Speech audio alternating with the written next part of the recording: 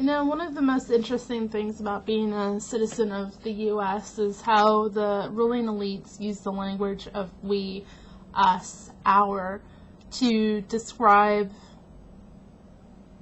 the goodness of what they do internationally. This has been, though, the general case through the centuries. When kings fought each other, sent their armies to fight each other, they'd often use the language of we, to get people to kill other people that they were, they had more in common with than the kings. And often they held them in contempt, the people who fought these wars for them and died for them. So, we're still dealing with this issue. I just wanted to read some information about the Project for a New American Century to illustrate this point. And if you're unfamiliar, I will put a link in the low bar to their website. They were heavily involved in the last administration, the Bush administration. Dick Cheney, Donald Rumsfeld, Paul Wolfowitz, Scooter Libby, Jeb Bush, Governor of Florida, all are members of this organization, which is a right-wing think tank, but it's very disturbing what their values are. So let me just read this to you. To make the case and rally support for American global leadership. Right, because America needs to lead the world. That's our job. It's our destiny. To shape a new century favorable to American principles and interests. To force other people to basically go along with our principles and what our interests are. Thinking mainly our economic interests, right? A foreign policy that boldly and purposefully promotes American principles abroad. Right. If they don't want to support our principles, then we will force them to with violence. Maintaining peace and security in Europe, Asia, and the Middle East.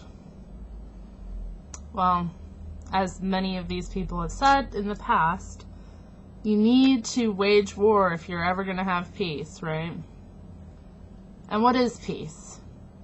Peace is basically silence, non-opposition. If I were somebody living a different way of life than the U.S., I would look at Americans in disgust, and I would pretty much fight to the death to maintain my way of life. Because I believe that the U.S. way of life, and I would, and I do, even personally, believe that it's completely hollow, soulless, lacks any integrity, is decadent, and is basically based on consumer nonsense. I mean, it's sickening. It's sickening, actually. To increase defense spending significantly. So, people, conservatives, generally supporters of small government, non-intervention, think that we should take our governmental money, our tax money, that we use for basic things like roads, systems of healthcare, helping the poor, helping the disabled, people who are whatever marginalized, dealing with social issues that arise. Take that money and spend it on defending the country because we're so under attack.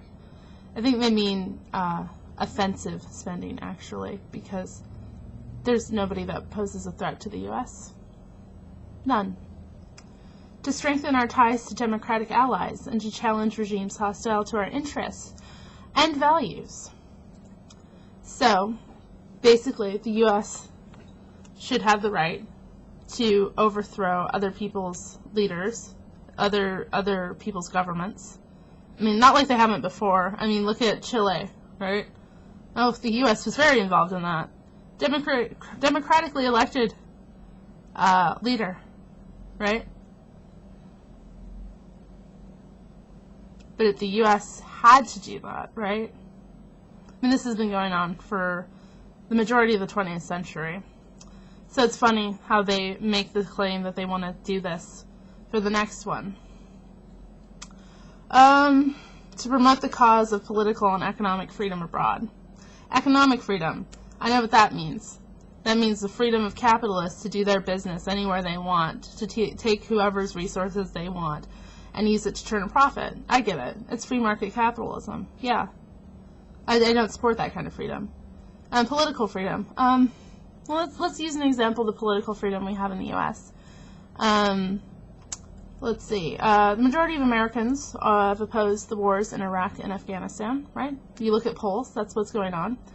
People have been protesting. People have made their disagreements known. People have stopped tanks in the streets, or stopped the shipment of military equipment in Olympia, Washington, for example.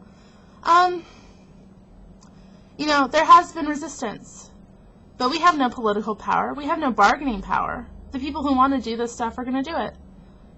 People think they elected a president like Obama to right a lot of these wrongs, but he's not going to do it. We have no political power. None. I'm not saying that we shouldn't try to do something. I'm not saying we shouldn't use the freedoms that we do have to voice our disgust and try to do something, but honestly, it's not amounting to much. And this last one is so interesting. To accept responsibility for America's unique role in preserving and extending an international order friendly to our security, our prosperity, and our principles. I really don't like this we language. These aren't my principles, This isn't my security that's being protected. If we wanted to protect my security as a U.S. citizen, let me tell you, I'm far more afraid of the end times people and the Christian Taliban that lives in the U.S. that bombs clinics, that harasses people's funerals, that commit all sorts of acts of violence within the U.S. Those are the people that are a threat to me. Those are the people who are terrorists. I'm not afraid of some Muslims from whatever fucking country hijacking a plane and killing me. No. More people are killed. I am more scared of what the corporations that run this country are doing to the food supply, the water supply. These are my terrorists. These are the people that are threatening my life, my prosperity, and my principles.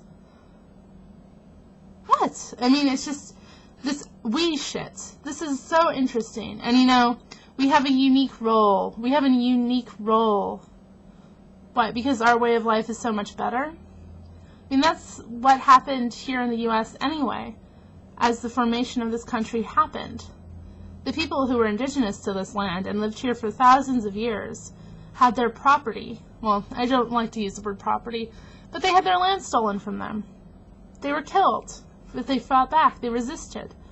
Very few of them are left.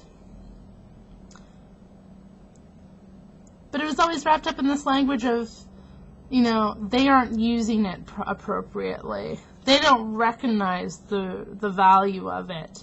They aren't building, concrete jungles on top of it. Therefore, we have a right to take it from them.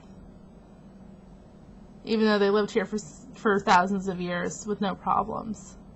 Even though they had technology that was advanced.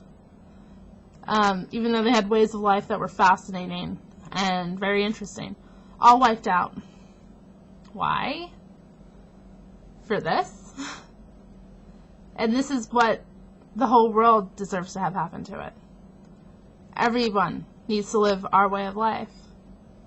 It's completely arrogant, and it's wrong. So this organization, the Project for a New American Century, was started in 1997 by William Crystal, who I'm sure a lot of people will be aware of.